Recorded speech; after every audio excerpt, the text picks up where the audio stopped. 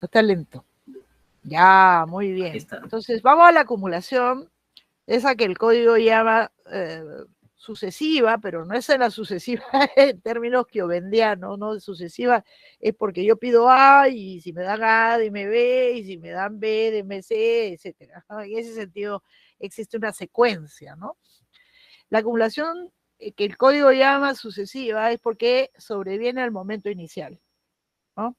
O sea, aquí analizaremos algunos de los casos, uno que ya hemos visto, de una acumulación que sobreviene al inicio del proceso, que es cuando el demandado reconviene, cosa que ya hemos tratado y que no vamos a volver a tratar. Y fundamentalmente estamos hablando, como lo dice por la diapositiva primigenia, una acumulación que sobreviene al momento inicial porque, oh maravilla, interviene un tercero, ¿no? Interviene un tercero, pero ensanchando el objeto del proceso, por eso se encuadra dentro del fenómeno acumulativo, ¿no?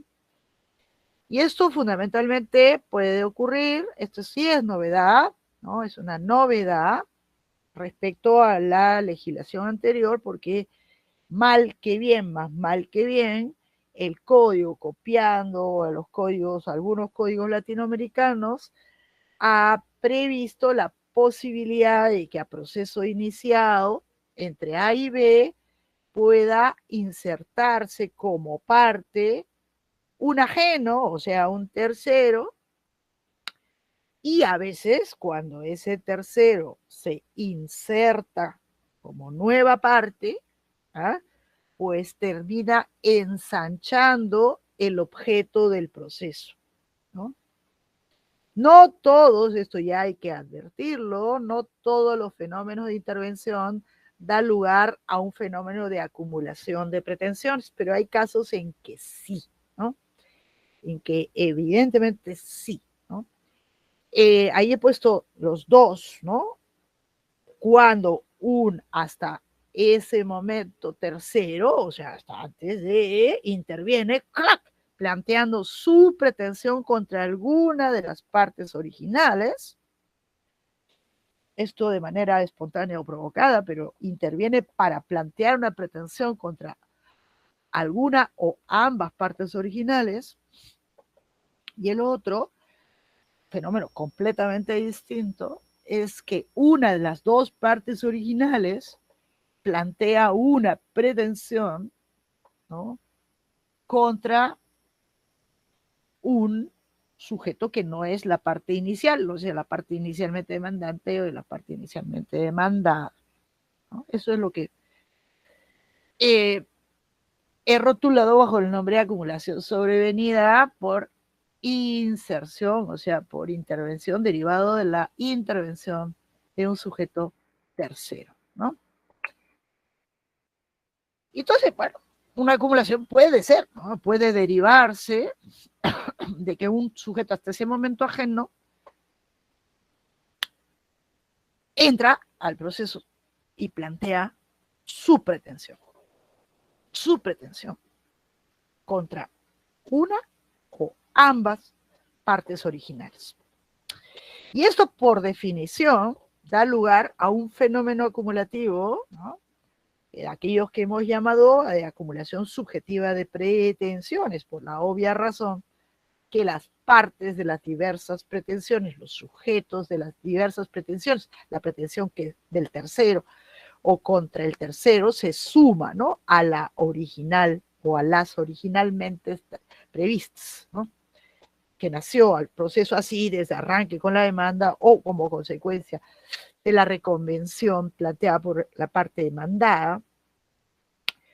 Entonces tenemos que esto entra dentro de la acumulación subjetiva de pretensiones. O sea, ¿por qué? Porque tenemos una diversidad de sujetos. Esto ya nos dice que hay algo que hace, ¿no?, pues son casos estos muy particulares, que hace que esto funcione, que pueda funcionar, que es una conexión objetiva entre las pretensiones, las originales, y la que tiene como personaje a otro más, ¿no? a otro más.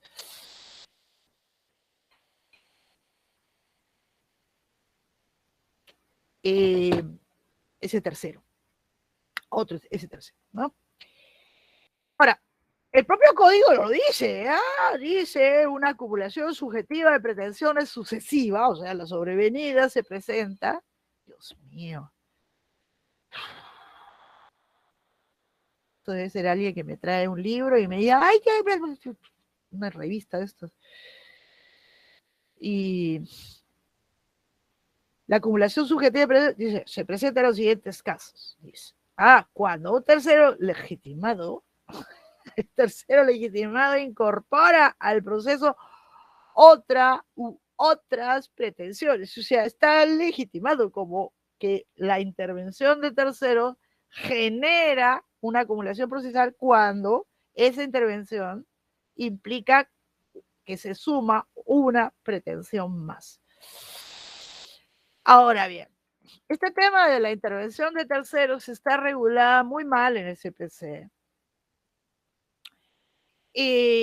Pero así como está, ¿no? Así como está más o menos, que es un tema harto complejo, el legislador peruano, copiando al colombiano y al uruguayo, prevé 3 modalidades de intervención, ¿no? 3 modalidades de intervención. Una, que la llama con 2 nombres, pero yo he puesto uno, que se llama principal o excluyente, ¿no? Que implica que un sujeto hasta ese momento ajeno al proceso decide insertarse como parte para plantear su pretensión contra las 2 partes originales, pero no por cualquier pretensión, sino que porque el objeto, ahorita lo vemos, porque el objeto que se discute, A discute o A dice que es propietario del inmueble Z y pretende su reivindicación, ¿no? Es el caso canónico, y sale un tercero y se inserta y dice, un momentito, ustedes van a discutir que si el bien Z es de propiedad del demandante o si el demandado tiene algún título, no sé cuánto. Entonces, un momentito, yo planteo mi pretensión, que es meramente declarativa, para que se declare que yo soy el titular del derecho que está en juego acá. No, ninguno de los 2 partes originales. Por eso se llama principal, porque él es portador de su propio interés, su propia situación sustancial, no es un aliado de alguna de las partes originales. En ese sentido es principal, porque él plantea su pretensión en su propio interés, ¿no? Y en interés contrapuesto al de las partes originales. Por eso es también excluyente, ¿no? Depende de la óptica. O sea, él tiene un interés excluyente frente a las 2 partes originales. No es un aliado ni del demandante ni del demandado, es principal, es autónomo. Pues, hace valer una situación autónoma. Luego prevé, bajo este nombre, bajo el nombre de intervención litis consorcial, aquella que es para mí la más problemática de entender, en donde un tercero que hace valer una situación en donde él tiene interés directo, ¿no?, en el resultado del proceso, siempre en el plano del interés, tiene un interés directo en el resultado del proceso, y es un proceso en el cual él tranquilamente hubiera podido ser, pero no tenía que serlo, parte. Él podía haber sido parte o demandante o demandado. Pero como es alguien que podía ser y no necesariamente tenía que ser, eso nos lleva a que él, insertándose, se vuelve un litisconsorte del demandante o del demandado, pero tiene su propio interés, ¿no? Tiene su propio interés. Él podría haber sido demandante, él podría haber sido demandado, pero al insertarse ensancha el objeto litigioso en su propio interés. Ahorita lo hablamos. Y esto también es llamado, ¿no? Esto también es llamado, a veces legislativamente, a veces pues es la denominación que ha asumido a nivel doctrinario y luego de carambola jurisprudencial, intervención adhesiva autónoma, ¿no? Intervención adhesiva autónoma, ¿por qué? Porque el tercero interviene para volverse una parte que tiene su propia autonomía, tal cual, se vuelve un litisconsorte necesario, perdón, facultativo, si uno lo mira desde ese ángulo, ¿no? Está dentro, ocupa una posición en donde él tiene una posición de autonomía frente a las partes originales, y es independiente en su actuación, o sea, no perjudica ni beneficia a las partes originales, pero se adhiere a uno de los lados, o sea, no es un nuevo demandante, o sea, está en la misma línea que el demandante original, o en la misma línea de interés, digamos, de la parte original, o en la misma línea del demandado. Se pega al lado demandante o al lado del mandado, por eso le llaman adhesiva, pero genera un fenómeno de litisconsorcio facultativo. Y como ustedes saben, todo litisconsorcio facultativo implica una acumulación subjetiva de pretensiones. Esa es la parte que no se entiende. No se entiende.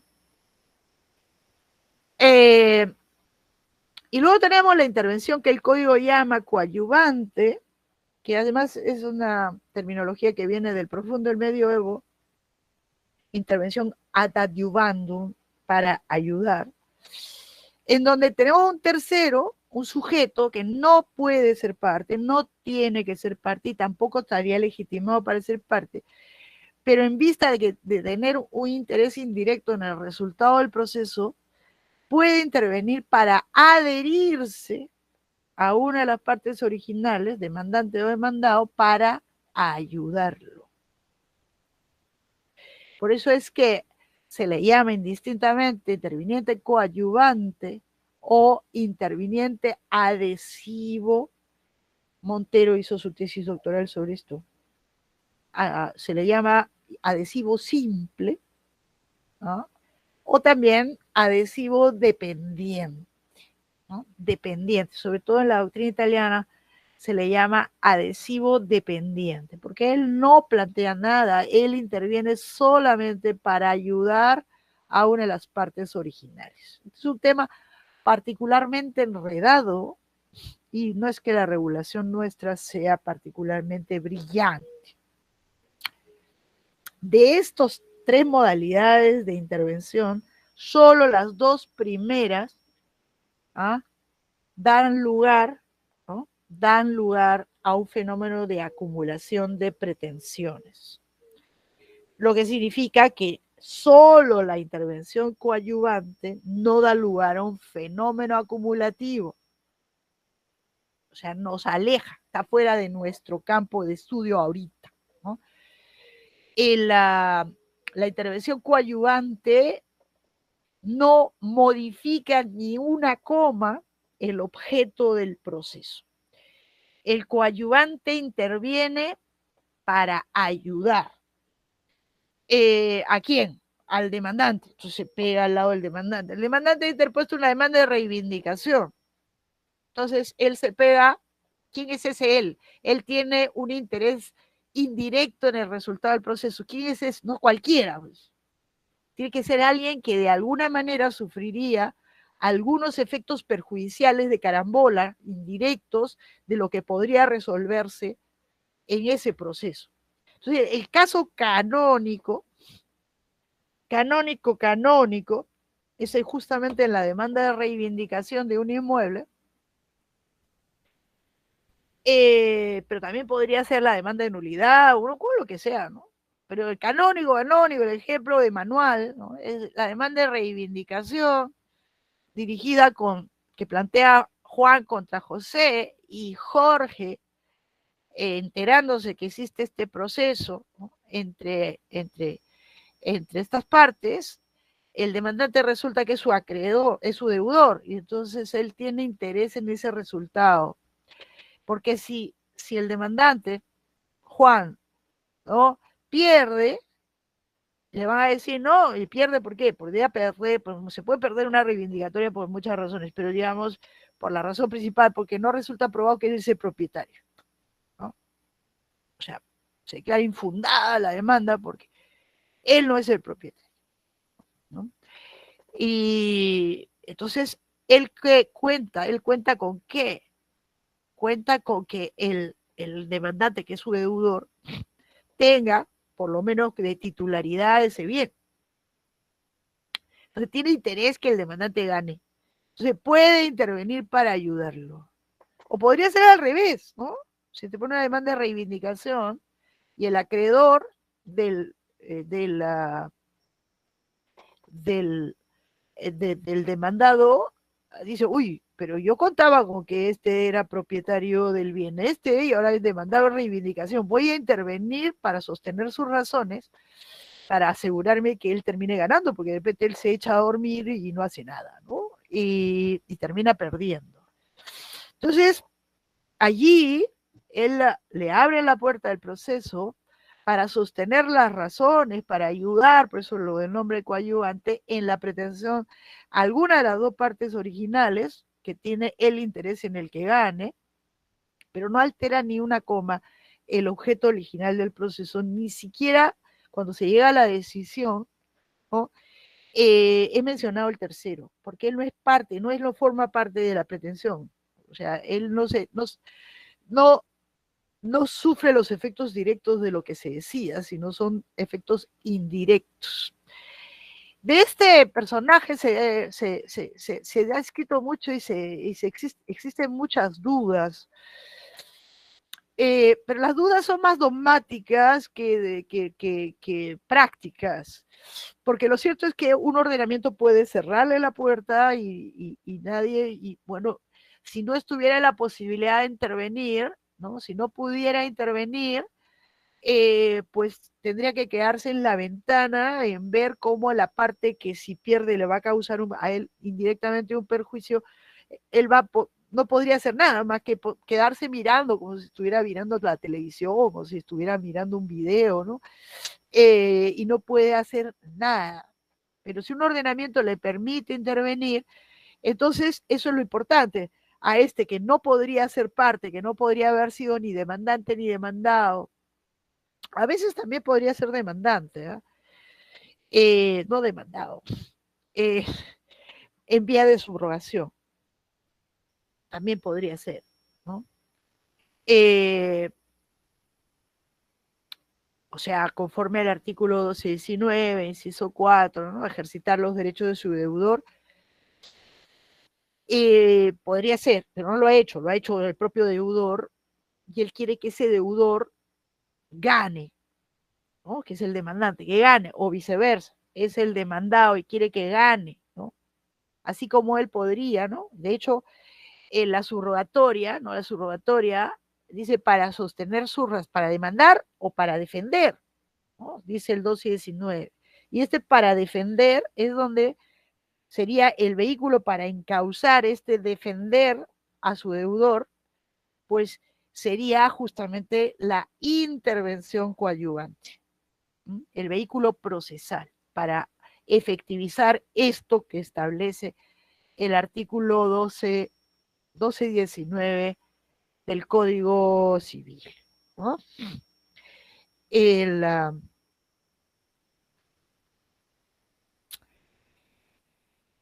pero con todo, ¿no? Con todo, aquí lo importante, ¿no? Lo importante es que él interviniendo no va a anchar el objeto del proceso.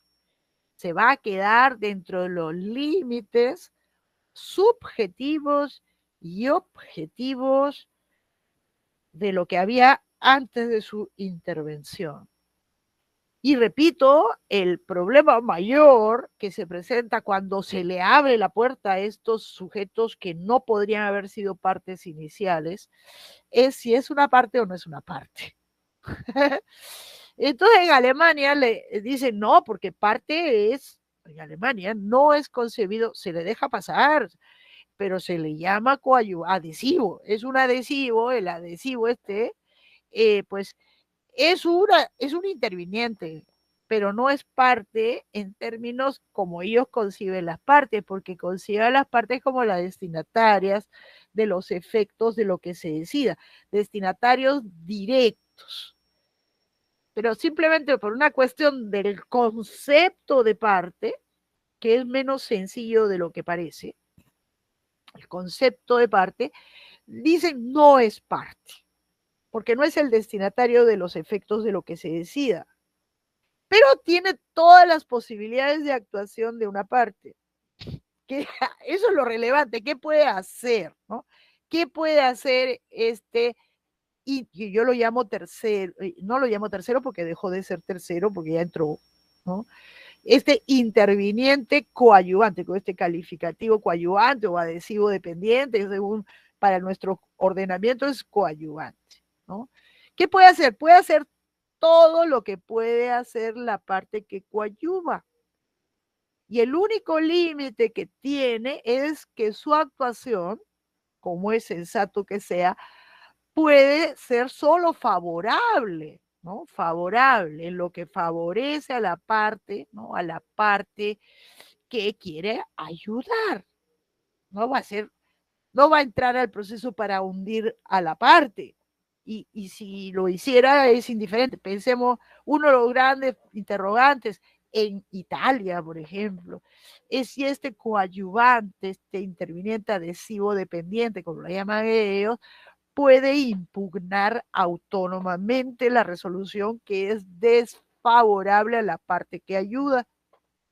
Y la jurisprudencia italiana está toda orientada, incluso a nivel de la Corte Constitucional Italiana, donde un juez pues tuvo duda y le planteó la cuestión, está toda enderezada a considerar que no siendo una, reconoce la calidad de parte, miren ustedes, pero es dependiente, no puede autónomamente impugnar.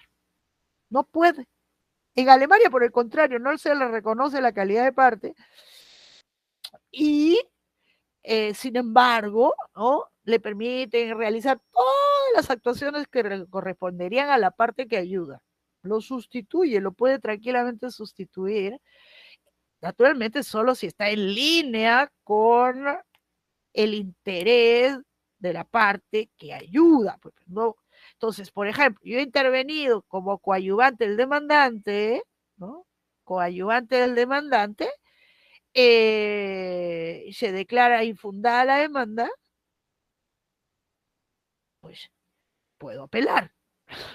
Puedo apelar. Si la parte no apela, la parte principal, la parte, ¿no? La parte, en sentido estricto, no apela, la coadyuvada no apela, el coadyuvante puede hacerlo. Puede hacerlo, en el Perú puede hacerlo. Y está expresamente dicho, además, que el coadyuvante va bajo el rótulo de tercero legitimado y es uno de los, es uno de los. Él puede impugnar. Lo que no podría es, si se declara fundada la demanda, el coadyuvante que ha intervenido para ayudar al demandante, apelar la sentencia que es favorable a la parte que ayuda. O sea, no puede realizar actos que están en oposición, dice el código, en oposición a la parte que ayuda. Pero todo el resto de actuaciones favorables a la parte que, para la cual ha intervenido, pues las puede realizar si el ordenamiento y el momento se lo permite, ¿no? ¿Por qué? Porque el interviniente, y aquí sí es sensato, interviene y asume el proceso en el estado en el que está. Si las partes principales han ya precluido en la posibilidad de realizar determinadas actuaciones, pues entonces en la misma situación se encuentra el coadyuvante, ¿no? Hay un proceso preclusivo como el que nosotros tenemos, un coadyuvante que interviene después de contestar la demanda, va a poder hacer muy poquito, ¿no? Si va a coadyuvar al demandado o va a coadyuvar al demandante, porque ya no podrá hacer algo que sería el ofrecer medios de prueba, porque los medios de prueba se ofrecen con la demanda o con la contestación de la demanda. Tampoco podría ayudar al demandado introduciendo excepciones, o sea, alegando hechos impeditivos, modificativos, extintivos que benefician a la parte demandada. ¿Por qué? Porque ya precluyó, o sea, esta apertura del proceso a los terceros con interés indirecto en realidad pues no es una gran apertura por el régimen de preclusiones existentes en el Código Procesal Civil. Puede ser muy poquillo, realmente poquito. Pero algo siempre, lo que sí puede hacer es apelar, impugnar, ¿no? Impugnar, eso lo puede hacer, puede interponer recurso de apelación, puede interponer recurso de casación, puede interponer todos los actos, realizar todos los actos que no estén precluidos las partes que favorecen a la parte que quiere que gane. Hay un caso especial que está puesto ahí desde siempre, al menos desde la ley se llamaba la ley, originalmente se llamaba la ley de sociedades mercantiles del año 66, luego transformada en los tipos de la ley general de sociedades y luego sustituida por la del 1998, que establece, ¿no?, un caso especial en tiempos en que no había esta regulación, ¿no?, que la ha mantenido ahí. Es cuando se impugna un acuerdo social, se dice que los que votaron a favor del acuerdo pueden intervenir como coadyuvantes. Entonces, se ha interpuesto uno de los legitimados para interponer una demanda de impugnación de acuerdos, interponer una demanda de nulidad, ¿no?, para que se declare nulo el acuerdo X, Y o Z, por la razón que sea. Entonces, cualquiera de los que intervinieron en la Junta y votaron a favor del acuerdo están legitimados para intervenir a favor de la sociedad, ¿no?, a favor de la sociedad, que es la parte demandada. Y bueno, esto nos explica, ellos nunca podrían, nos explican un poco cómo es esta figura, ¿no?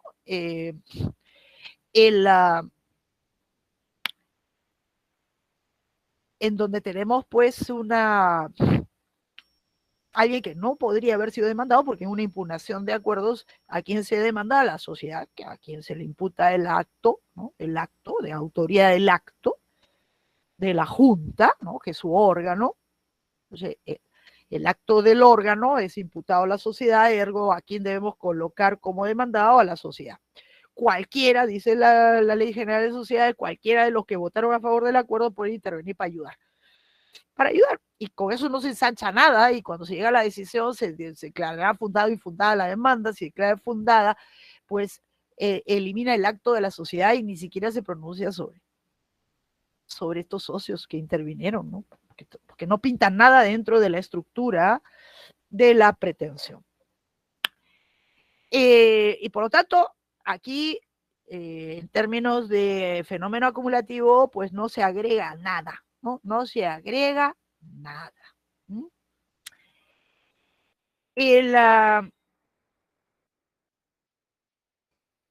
También podríamos pensar al revés en una impugnación de acuerdos. Habría que ver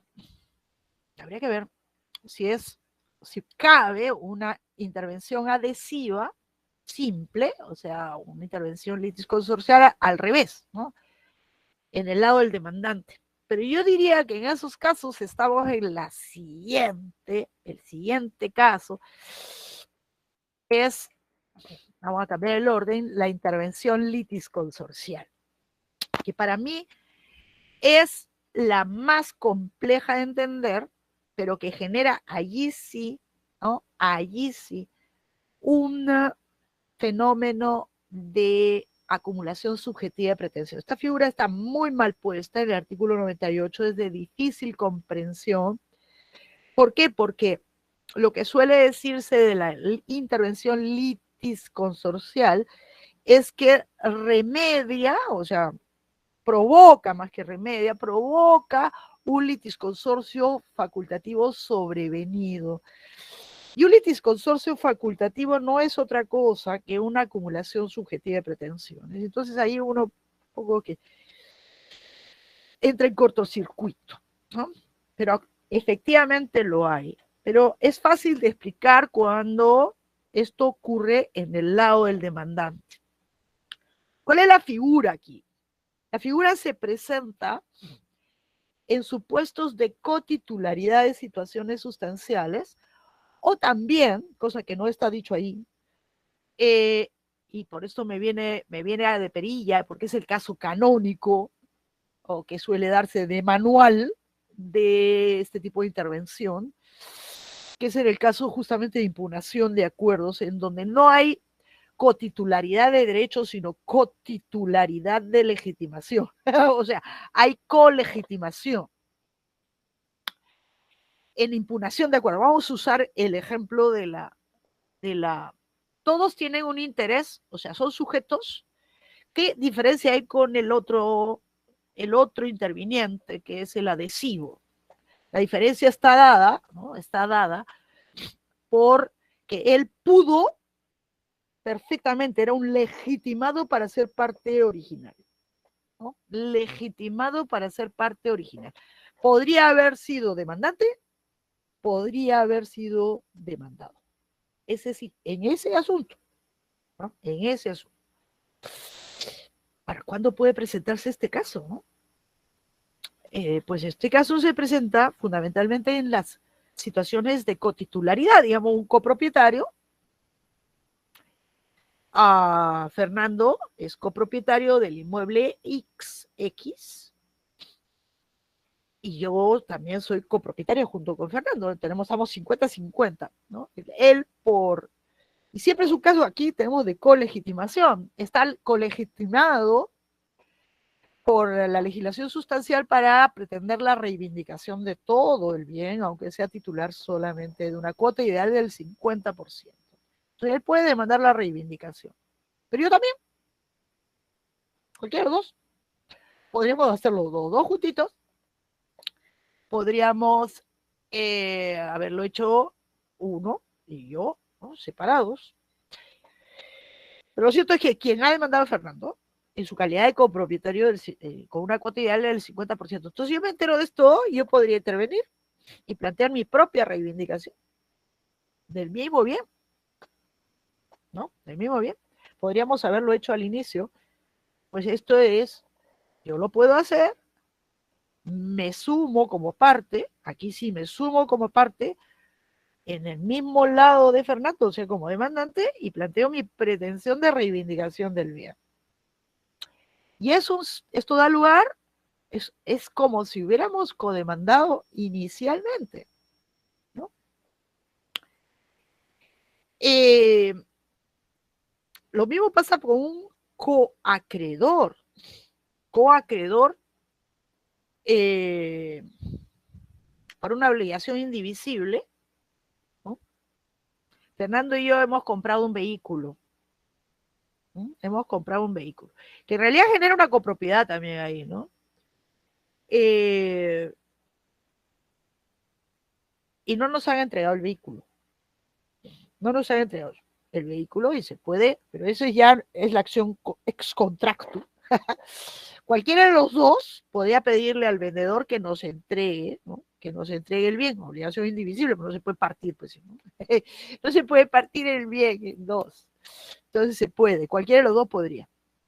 O en caso de coacreedores solidarios, en donde por definición el coacreedor solidario puede pedir el todo, ¿no? Cualquiera de los coacreedores puede pedir al deudor el todo.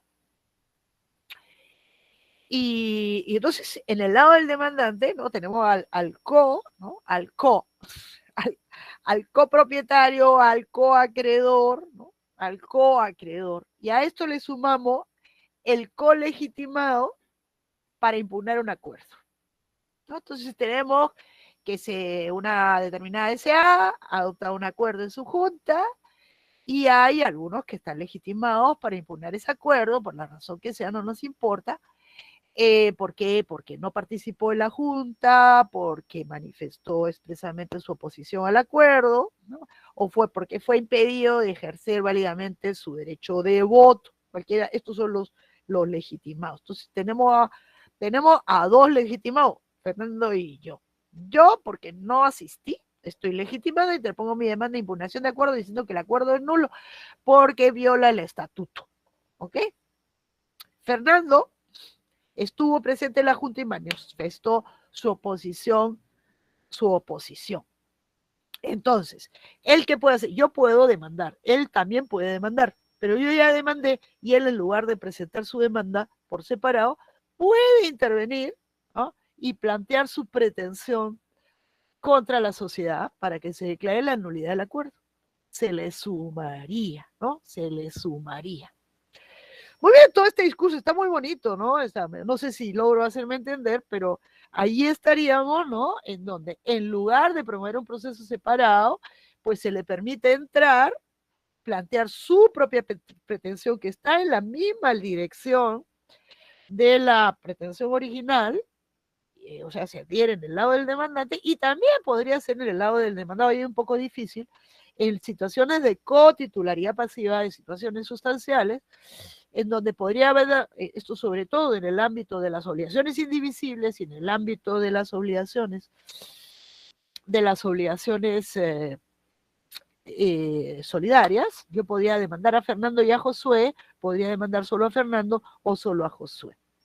Entonces yo demando solo a Fernando, entonces José se queda afuera, él podría intervenir, ¿no? Intervenir, y normalmente es Fernando quien lo incentiva a intervenir pidiendo que se le notifique, y entonces él interviene y se ensancha el objeto de la pretensión, ¿no?, porque es como si yo hubiera demandado también a Josué.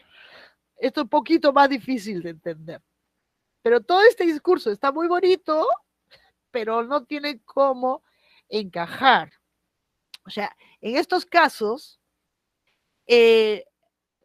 así visto teóricamente, si intervienen, no se ensancha solo el sujeto subjetivo. Tenemos una parte que se suma, sino que es la propia pretensión o pretensiones que vienen ensanchadas, el propio objeto que viene ensanchado a la pretensión planteada por este colegitimado para demandar, o se ensancha la pretensión subjetivamente y por lo tanto cambia también su objeto al sujeto que interviene porque él pudo originalmente ser demandado. Pero ¿cuál es el problema? El problema es la regulación del código, que ha dicho y le ha dado el mismo tratamiento que a un coadyuvante, ¿no? Le ha dado el mismo tratamiento que un coadyuvante procesal. Dice, interviene el estado que se encuentra. ¿Cómo va a poder él plantear esta pretensión si él interviene en un momento ya tardío, que ya no se puede? ¿Ah? Y nos dice además, ¿no? Nos dice además, o sea, no establece lo que es consustancial, hasta qué momento se puede. Dice, interviene en el momento, o sea, asume el proceso en el estado en el que está. No, pues, porque si él le va a ensanchar, pensemos de legitimado para impugnar el acuerdo, pues la contraparte tiene que tomar posición, o sea, es una nueva pretensión que se agrega a la existente. Y entonces esta es una figura de esas figuras que habría que remodelar. Y es más, se permite la intervención hasta la segunda instancia. O sea, no se ha entendido que aquí lo que pasa, lo que se genera, ¿no?, es una nueva pretensión planteada por la nueva parte, que pudo ser parte originalmente, pero no lo fue. Y entonces es decir, pues tú, así como puedes plantearla en paralelo con otro proceso, yo te permito que lo hagas acá, ¿no? Que lo hagas acá. Pero establecer el momento, ¿no? ¿Hasta cuándo? Pero que sea razonable, ¿no? Que sea razonable. Entonces no se ha entendido que aquí lo que está atrás de una así llamada intervención litisconsorcial o adhesiva dependiente es un fenómeno de la acumulación de una o más pretensiones por una de las partes, por una nueva parte contra alguna de las partes originales. Sustancialmente es eso. Y entonces aquí la regulación procesal es incoherente, ¿no? Es incoherente, porque es, repito, la figura propia de quien pudo ser originalmente parte y le está permitiendo ser parte sobrevenida con su propia pretensión o como destinatario de la pretensión originaria, con lo cual cambiamos la pretensión. Pero ¿qué pasa? Digamos que cuando esto pase, que es difícil que pase, y normalmente cuando pasa más que una intervención litisconsorcial, es una intervención coadyuvante, mal entendida como litisconsorcial,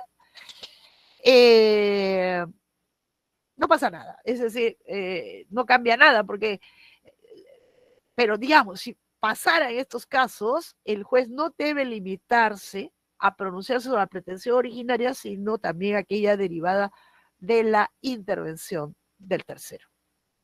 Del tercero que no es cualquier tercero. Así, esta es una figura que hay que poner en salmuera. Hay que poner en salmuera, hay que ponerla allí, que merecería un tratamiento distinto, ¿no? Un tratamiento distinto para que quede claro. Hay quienes piensan y confunden la intervención litisconsorcial con el llamamiento que debe hacer el juez conforme al artículo 95 del Código al litisconsorte necesario. Estas son dos cosas completamente distintas. Eso sí, no tiene nada que ver, nada que ver.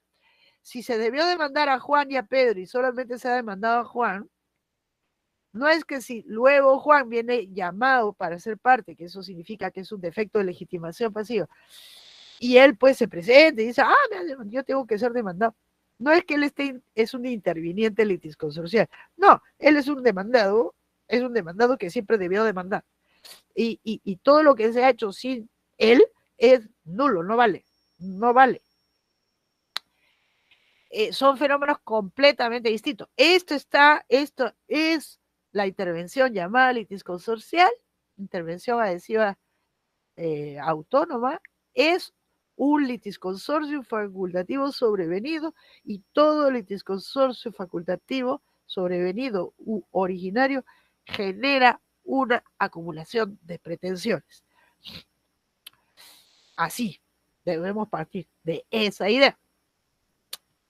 Y esto pues no puede producirse en un número indeterminado de casos, ¿no? Hay casos muy concretos, son estos de copropiedad, cotitularidad, ¿no?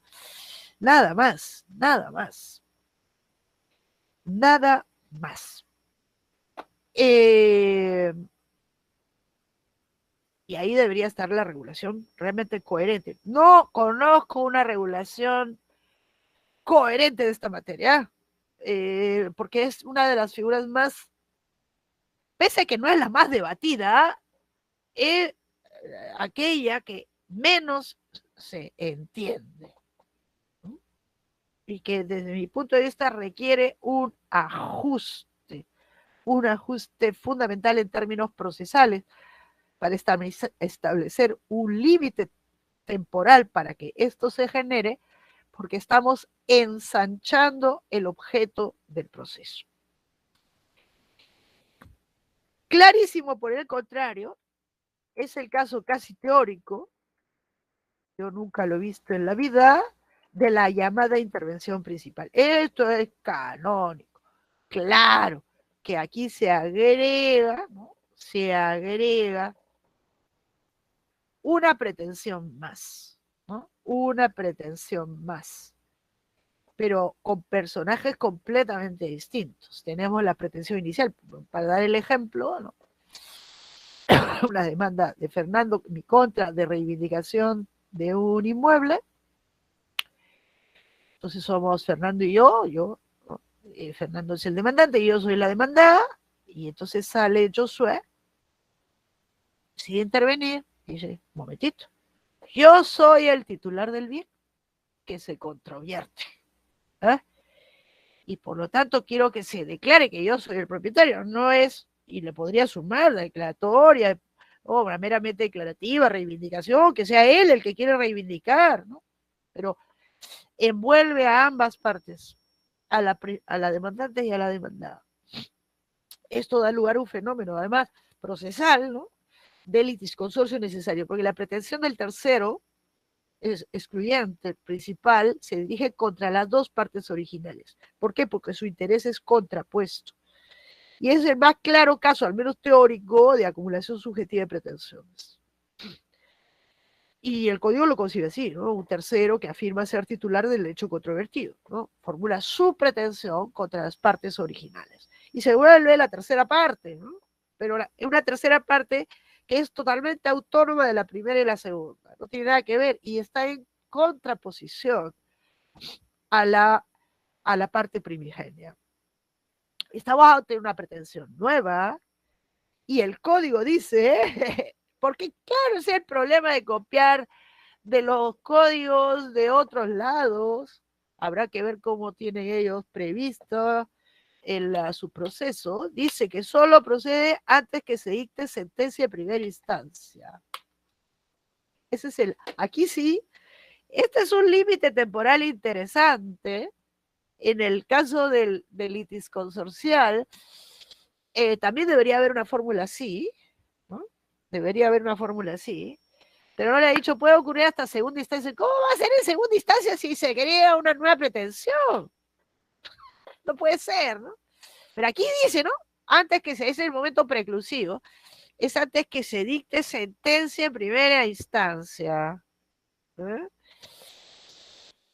Ese es el momento preclusivo. Por lo tanto, hasta ese momento se podría plantear eso que es sin duda una inserción de una nueva pretensión, la acumulación de una nueva pretensión frente a la preexistente, la existente originalmente. Y por lo tanto, es como comenzamos de nuevo. Si es una pretensión nueva que se agrega, pues esto quiebra todo el régimen de preclusiones del CPC, porque el código no quiere nada nuevo después de fijar los puntos controvertidos. Sin embargo, en antítesis, porque es claro, se tomó de otro lado y no concordado, ¿no? El Código colombiano, por ejemplo, ha establecido los momentos preclusivos de todas las intervenciones que impliquen una acumulación, el momento de fijación de puntos controvertidos es la audiencia esta que han introducido también ellos, lo cual tiene sentido. Tiene sentido en la lógica preclusiva, ¿no? De que todo tiene su momento, pero aquí esto no guarda lógica, ¿no? Lógica con la estructura de preclusiones del código, no le limpia las partes, aportar hechos nuevos, ¿no?